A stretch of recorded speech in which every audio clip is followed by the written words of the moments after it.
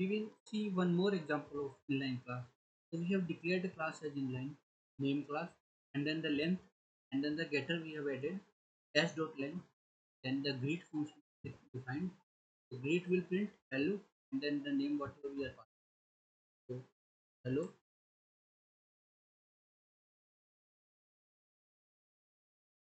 Now we are like we call the method constructor name with audio tone string s.length, and then call the name dot greet. So name has string s, okay, which is audio tune.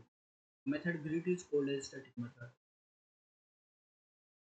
Okay, all the inline class methods are static by default. So get is also a method. So get will behave like a static method only. So name dot greet will print hello audio tune, and then name dot length will print the length of the audio tune. 9 hello audio tune, and then the 9 the length. Yeah. Next question is, what is the use of G at the rate like annotation JVM static annotation? Kotlin. JVM static annotation in Kotlin is used when interoperating with Java code. It is applied to a companion object, member function or property to generate a static equivalent in compiled Java bytecode. It allows the Kotlin code to be called from Java as if it were a static method or a field. So JVM static annotation we use with companion object member function to call that method, that Kotlin method, to call the Kotlin method from the Java code. Okay, for that purpose, we use JVM static code. So here in the example, this is a Kotlin code. Class utils companion object and then JVM static annotation do something, doing something. So from the Java code, we are calling utils dot do something. So we use the JVM static annotation, then we can call the Kotlin method from the Java code. So this is interoperable feature of Kotlin. Like we can call the Kotlin code from the Kotlin we can call Java code, and from the Java we can call the Kotlin code. Okay, see this is the interoperable functionality of Kotlin. Okay, we are calling utils class method do something from Java code using JVM static annotation. So this is why JVM static annotation is used. Actually we need to do some project work, like you can create a project and then in Android Studio, and then write a Kotlin file, create a Kotlin file and then the Java file, and then write this code in the Java file and this code in the Kotlin file, and then you can call it, you will see the JVM static working, calling you do something method, you will see the print, it will print doing something. Okay. What are types of builders? So typeset builders leverage Kotlin's expressive syntax using extension function and lambda expression to create domain-specific language. These builders enforce compile time safety, allowing developers to assign DSLs that are not only concise but also ensure correctness and readability. So what are typeset builders? So what is, have you heard of like domain-specific language? What is domain-specific language? Like when we create a new project in Android Studio, we see Kotlin with DSL annotation. DSL is domain specific language. So in so this example, this like type shape builder is used to like when we want to create a HTML or XML code through Kotlin, so we can generate that code also.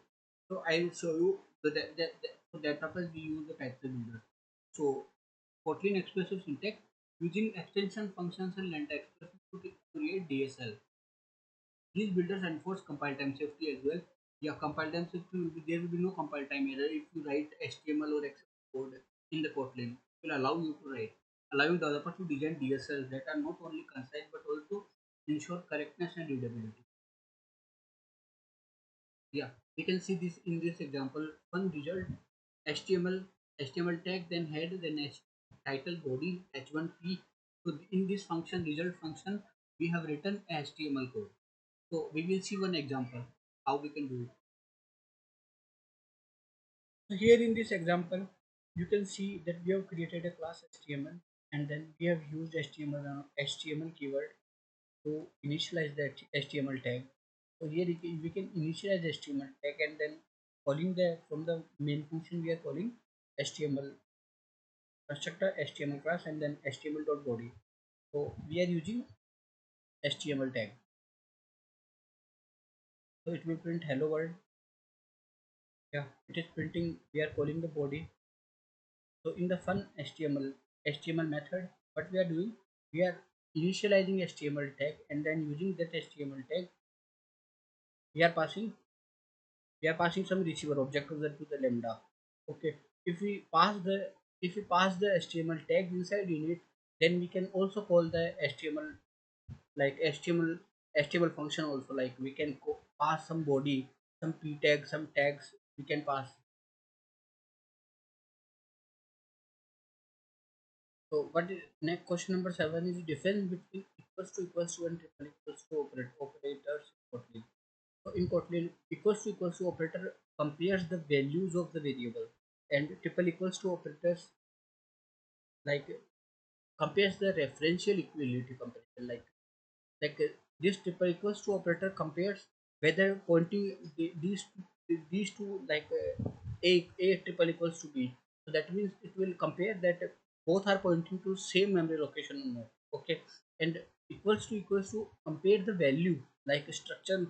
That's why it is mentioned structural equality comparison. For structural equality, like hello world both have the same structure, so it will compare the structural equality. And on the other hand, triple equals to operator is used for referential equality comparison. We check if two references point to the same object in the memory. Okay, so we assign c equal to a, so triple equals to b will give. So in the example, we will see a equals to hello, b equals to hello, and c equals to a. So A equals to B will give true output because it is comparing structural equality. A triple equals to B, it will give the referential equality because A and B both have the same value, hello hello. That's why in the memory they point to the same memory location. Okay. Then A triple equals to C, yes, because we have assigned A to C equals to A. We will see in the example also.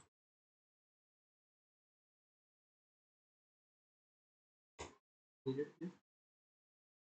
Right? Then A equals to,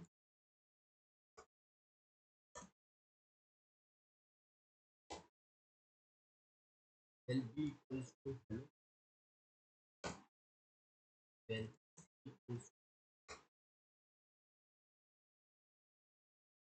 to A,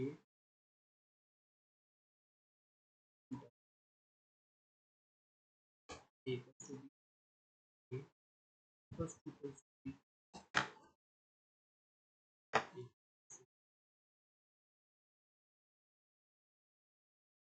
Yeah, all are giving true because all have the same equality. Okay, now I will change it to high.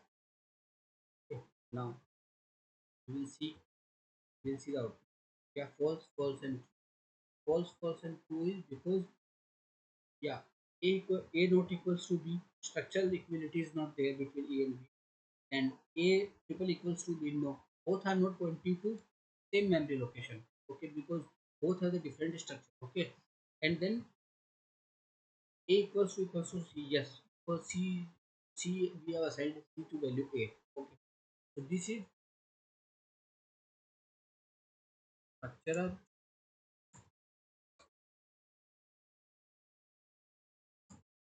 equality. This is for referential equality, for also referential equality. Okay. If I assign here value c equals to b, then a equals to c will give. I put b equals to c, yeah, it will also give true. If I put here a equals to, yeah, false, all are false because a not equals to b